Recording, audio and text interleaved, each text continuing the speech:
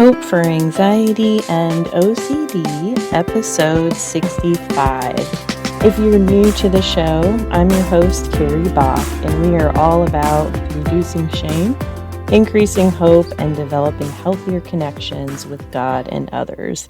If you've been a fan of the show for a long time, you know that we love to discuss different types of therapy on here that could be helpful for people who are struggling with anxiety or OCD. One of the reasons I like to do that is because you always hear people say, I tried therapy, it didn't work for me.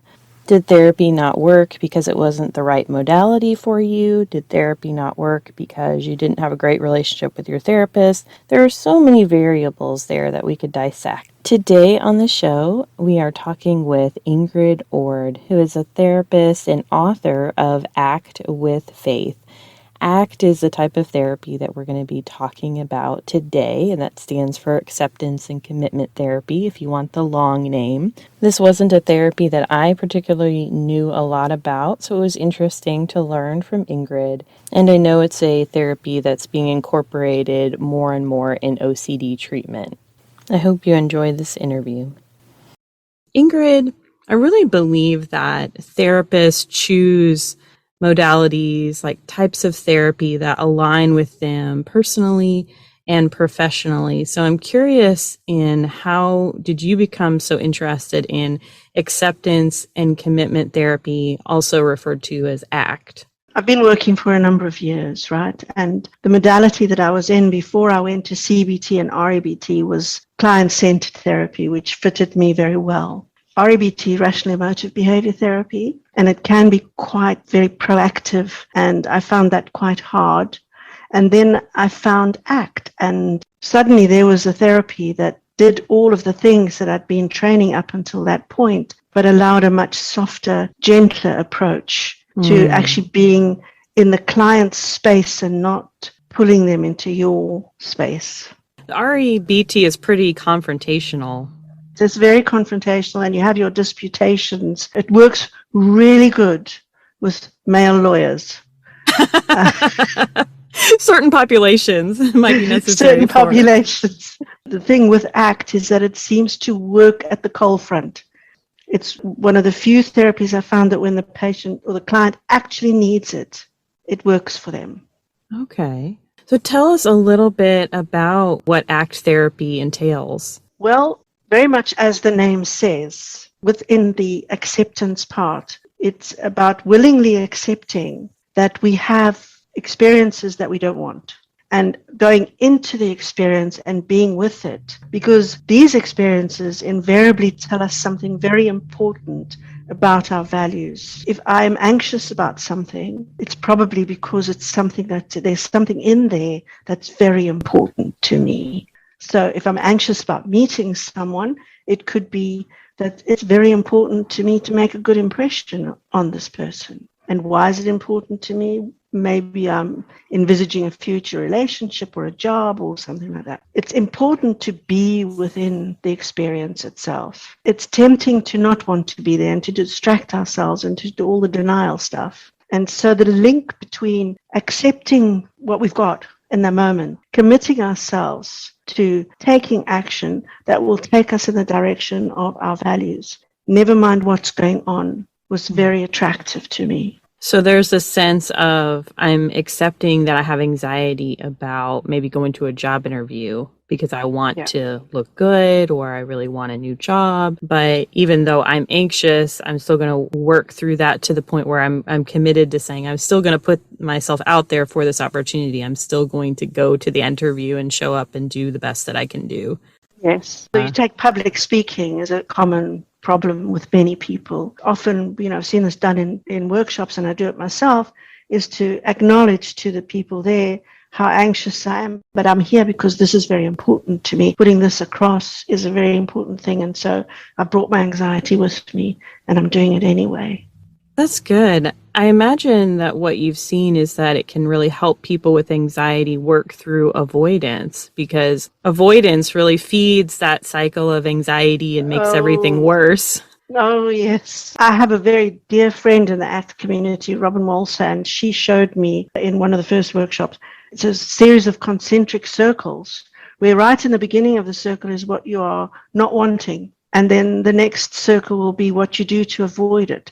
And then the next circle will be the results of what you're doing to avoid it. And then there's another bigger circle, the results of the result. So you end up with this little problem in the middle and the huge amount of consequences from actually avoiding taking action and doing what you needed to do. Yeah. Whatever it is that you need to do that you're anxious about. Mm-hmm. I'm curious about this in terms of OCD, where people are taking action, but they're doing things that they don't want to be doing. They're engaging in compulsions, trying to get out of repetitive thought patterns. What would ACT say for that? Well, one of the first things within there is the good old exposure exercises that you do and help the person to expose themselves to the situation so that they actually feel the anxiety. Now, OCD is specialized sort of area in that, not that you have to be specialized, but you just need to realize this, that the obsessions and the compulsions are there in order not to feel the anxiety. So you help the person to go backwards in the process to hopefully not do the compulsion or hopefully let the obsession go, and then they will feel the anxiety and expose themselves to the feeling of the anxiety as being something totally normal. It's going to happen. You have anxiety and you are doing all these things to stop yourself from feeling anxiety. That is totally normal. But now it's all become a big problem on its own. So we need to unpick that, take you backwards so that you see that you actually can feel the anxiety and live and get on with things, and it goes away.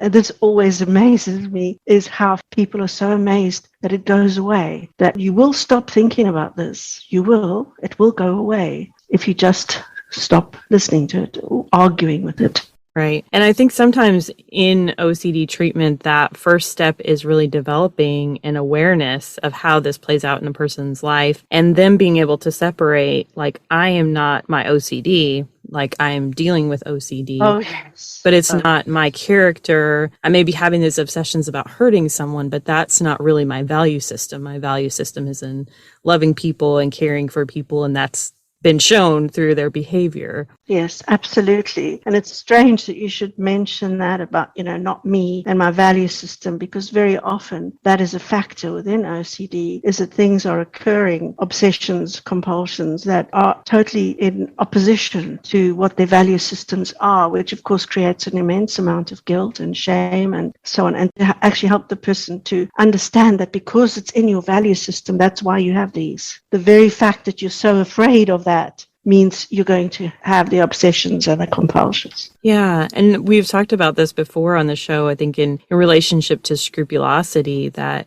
people who are more spiritual and who have a connection to God are more likely to struggle with scrupulosity if they have OCD. I think that I can really see how this would be helpful for people, that sense of there's a acceptance over the issue. And then you had even said something earlier about you taking it along with you. Can you talk with us a little bit more about that? Because I know that that's also a principle. I often use the metaphor of a backpack or a over-the-shoulder bag and say, look, you've got this thing and it's stuck to you and it's not going to go away. It's like one of those magnetic games. As you move, it's going to move with you. So instead of spending your life trying to push it away, put it in your backpack, put it in your sling bag, and go and do what you want to do anyway, because it's not going to leave you. So just go ahead and do it. And it really helps to visualize it as well. So sometimes, I've had somebody visualize a little purple man who was just giving her absolute hell about her self-esteem and all the rest. So I said, okay, just put him in the bag and take him with you. And of course, you need to be careful all the time not to disrespect the mind. You're not showing disrespect for the mind, because the person needs to know your mind is doing its job. It's just doing it in a bit of a weird way right now. Yeah, like it's trying to protect you. Because we always need to be careful not to undermine the job of the mind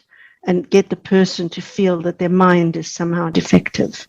That's actually a very important part of ACT, is there is nothing wrong with you. You've got problems because there's everything right with you. Oh, wow. That's a very interesting reframe for people. Isn't it wonderful? Yeah. Your mind's doing its job. It takes off that shame layer, really. Yes, and the fear of, am I losing it?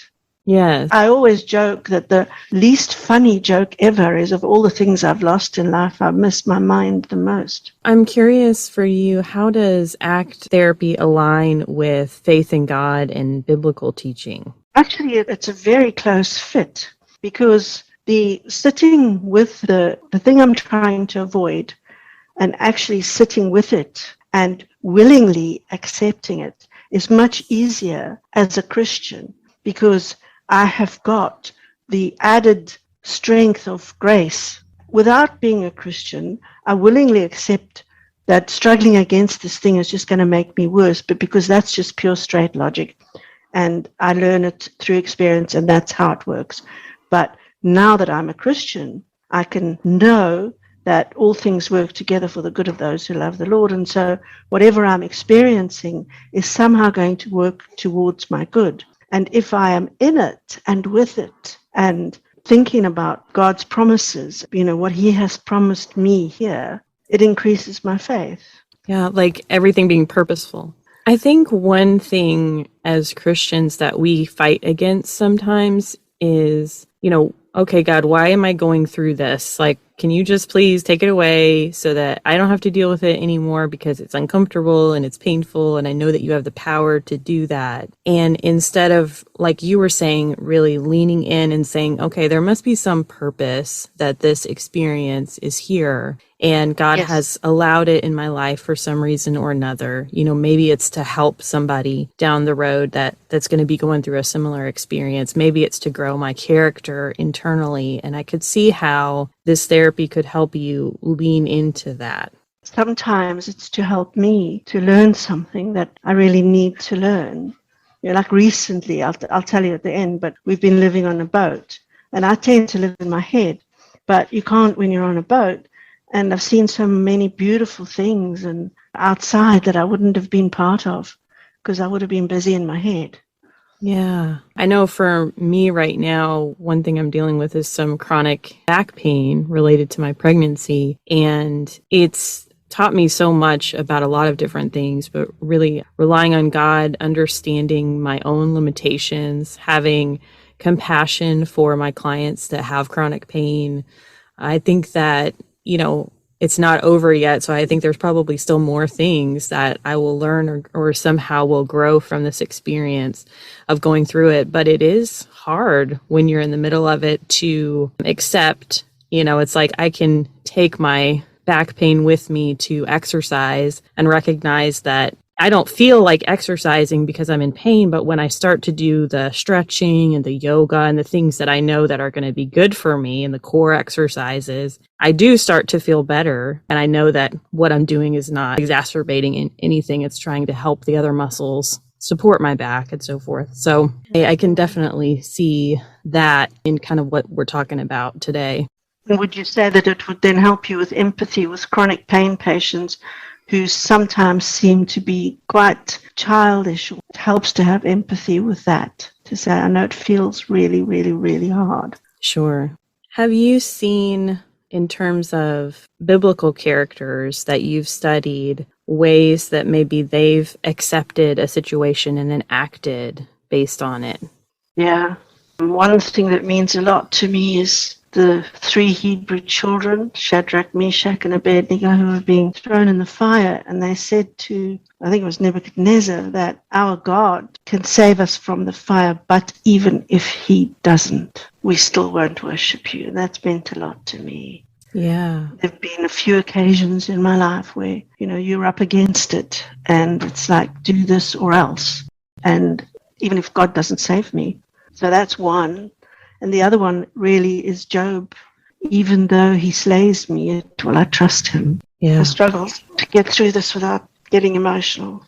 Yeah. But there have been some very, very hard times in my life where that's resonated in my head that, God, I don't know what you're doing. And it feels like this is killing me, but I trust you. Yeah. Tell us a little bit about your book that you wrote, Act with Faith. Okay, well, I wrote it. Initially, the audience who I chose were non-Christian therapists because I have met and believe that there are many out there who are highly competent and would be very willing to work with Christians with their own belief, because ACT has a pragmatic truth criterion which states that whatever the client believes is the truth in that room at that time.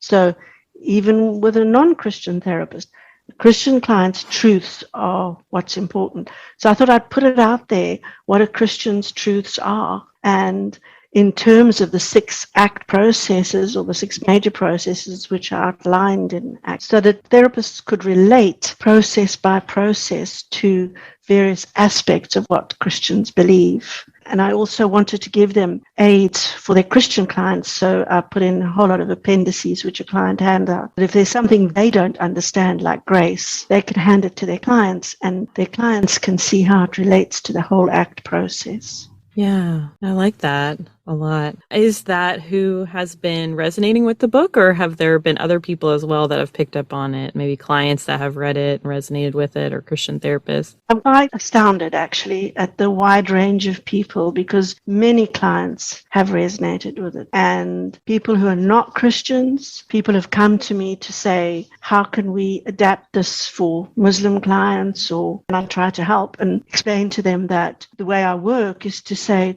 if I have a Muslim or a Hindu or another religion, we have a religious book and this is what it says. And I'm sure there's something similar to this in your book. Can we see if we can find it? And there is something, like if we're dealing with marriage or relationship issue or whatever. Mm-hmm. People who are Christians, who are not Christians. That's awesome. In a very wide range of people. Towards the end of every podcast, I like to ask our guests to share a story of hope, which is a time in which you received hope from God or another person. Kind of alluded to this, but in 2018, my husband and I both felt that God was indicating to us to leave South Africa and come back to the UK. The unfortunate part about it was that we would have nothing because of, exchange rate, etc. Various factors meant that we would arrive here with nothing. We have a boat, so we've lived on the boat. It wasn't supposed to be for 3 or 4 years, but it has been that. And it's been very hard. The summers are beautiful, of course, and that's what I was alluding to earlier with, being outside, seeing the nature. It's beautiful. But winters are tough. And we applied for housing, and it's taken a very long time, and we were approved in June, and it's been hanging on. And today, we got the notification. The house we love is ready. We can move in next week. Oh, that's awesome. That's really beautiful. It's hard to wait on those types of things, but praise God. It's very hard to wait. And that's been what I was, about Job. And I've been very ill on the boat. At times just saying to the Lord, okay, I know you have this in hand. I know you have it in hand. You're taking a bit longer than I would have liked. Yes. I know. We're both very excited about that. Just really being able to trust that he's going to take care of things. Yeah. Awesome. And of course, do your bit. We've had to do quite a lot of, applying and sorting and working. And so we do our bit, but sure. God is there. And he's in control, and he knows exactly. And we couldn't have chosen. If I'd had to draw a little cottage that I would love to be in, I couldn't have done anything more beautiful than what we've actually got. Well, I'm so excited for you being able to move into your place. And thank you so much for having this conversation about ACT with us. We'll put in links to your website and the book in case people want to find out more. Okay, great. Thanks, Carrie. Nice talking to you. Really nice. And I hope the rest of your pregnancy goes well and that you don't have very bad backache. Thank you. Thank you. Have you had any personal experience with acceptance and commitment therapy? I think it would be interesting to have someone on the show from the client perspective. I wanted to share with you something that I'm very excited about, and that is that we now have a Hope for Anxiety and OCD Facebook group. I know not all of you are on Facebook. It has its good things and bad things about it for sure. However, we wanted to create an opportunity for listeners to really interact with each other and interact with myself. I'm hoping this will really help expand our audience reach because there are many people who still don't know about the show, while at the same time getting to know those of you who are listening on a regular basis. We're going to put a link for you to that group in the show notes and hope that you will join us over there. Thank you so much for listening. Hope for Anxiety and OCD is a production of By the Well Counseling. Our show is hosted by me, Carrie Bach, licensed professional counselor in Tennessee. Opinions given by our guests are their own and do not necessarily reflect the views of myself or By the Well Counseling. Our original music is by Brandon Mangrum. Until next time, may you be comforted by God's great love for you.